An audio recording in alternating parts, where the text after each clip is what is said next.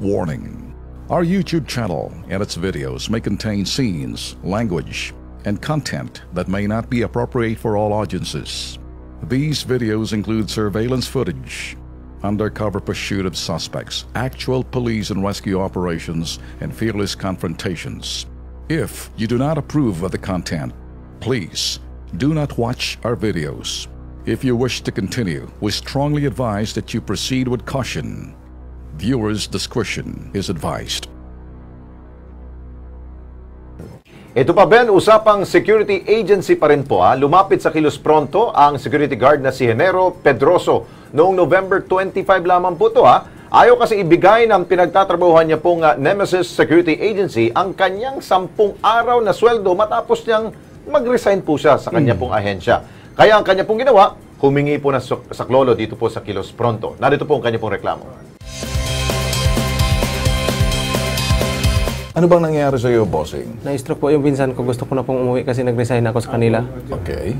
So, kailangan mo ng pera? Opo. Ayaw nila ibigay. Bakit Ngayon, daw ayaw ibigay?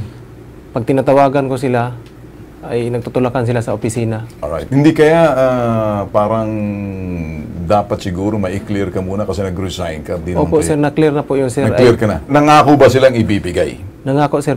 Sige, nandyan sa, kausapin natin sa labor, Mang Ricardo Estrella, Senior Labor Employment Officer, magandang gabi po sa iyo.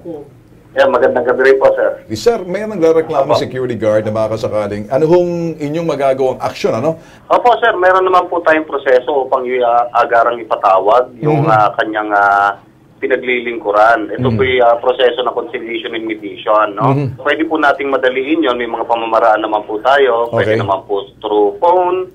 Pwede rin naman po na padala natin ng sulat upang sa gayon ay mag-appear sa ating kagawaran. Upang sa gayon ay mapagharap natin para malaman natin kung paano ba masusolusyonan. Pwede ho bang matawagan natin sa Lunes yung sa kanilang security agency para madali naman na ito ho yung kanilang Nemesis Security Agency or Nemesis na kung maaari ho madaliin na lang kasi may pangangailangan ho si Hiner, siya ho yung security guard na gusto niya makuha yung sweldo niya. 10 araw. 10 araw. Sige po. Maraming salamat po sa iyo. Sige po. Okay. Thank you, sir. Diyan ka lang. Sa mula sa Dole. At mabilis din pong inaksyonan yan. Sa kanya pong mensahe na ipinadala po sa Kilos Pronto, taos-puso po siya nagpapasalamat po sa atin. Makalipas lamang po kasi ng 2 araw. Ang bilis, Instant. Ito, ibinigay na po ng Nemesis Security Agency ang kanya pong 10 araw na sahod. Ang gusto ko lang dito, Lex, dito sa mga nagreklamo sa atin, bumabalik, nagpapasalamat. Yes. Ayun.